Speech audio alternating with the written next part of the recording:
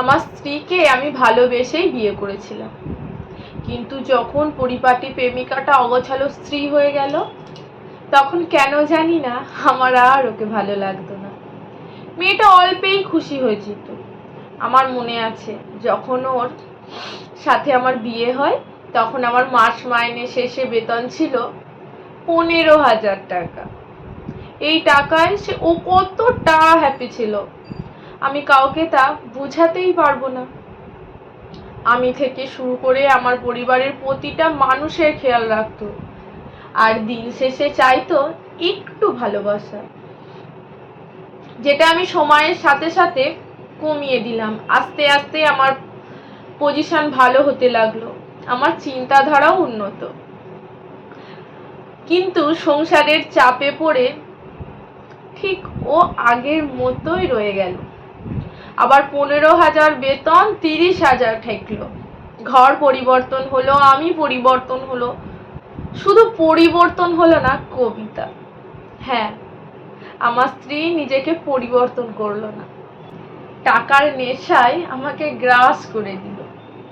আস্তে আস্তে ভুলে গেলাম আমি আমার প্রিয় অতীতটাকে, সুখ পেয়ে ভুলে গেলাম দুঃখের দিনে থাকা মানুষগুলোকে। সারাদিন খাটাখাটনি করে টেবিলে যখন কবিতা অপেক্ষা করত, আমি বলতাম, যত সব আদিক্ষেতা। বৃষ্টি হলেই আমার হাত দুটো যখন ধরে বলতো, চলো না একটু দুজনে বৃষ্টি বিলাস করি, আমি তখন বলতাম, বয়স তো কম হলো না, এখন এসব পাকলামি ছাড়ো।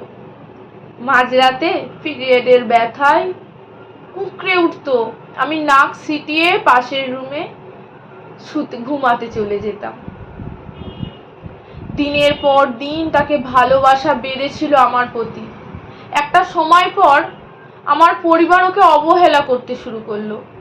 যার হাতের রান্না সবাই তৃপ্তি নিয়ে খেত, এখন নাকি তার রান্না ভালো হয় না। যে ওষুধ না দিলে আমার বাবার ওষুধ খাওয়ার কথা মনেই থাকতো না, আজকাল নাকি সে ভুল ওষুধ দিয়ে আমার বাবাকে মেরে ফেলার প্ল্যান করছে।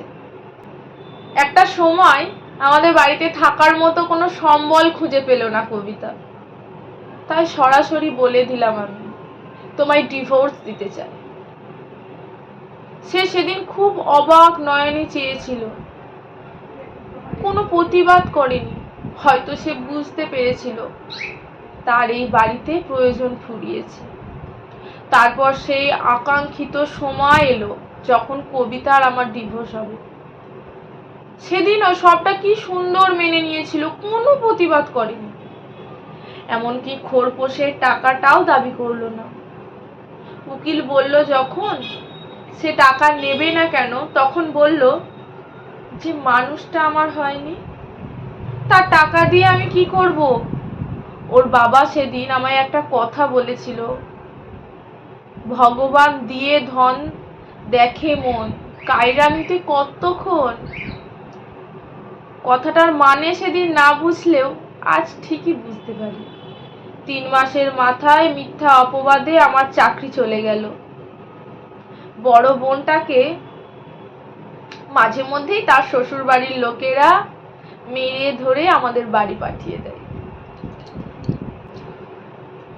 বাবা ভুল ওষুধের রিয়েকশনে আজ বিছানার সাথে মিশে আছে।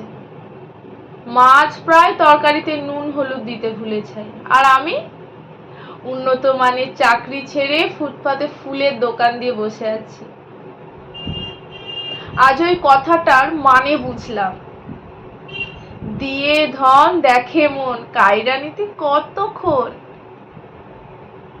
লুকিয়ে খোঁজ নিয়েছিলাম কবিতার, শুনেছি অন্য জায়গায় তার বাবা বিয়ে দিয়েছে, স্বামী একজন ডাক্তার, খুব সুখে আছে। খুব ভালো ভাগ্য সেই মানুষটার, যার সাথে কবিতার বিয়ে হয়ে গেছে। মাসে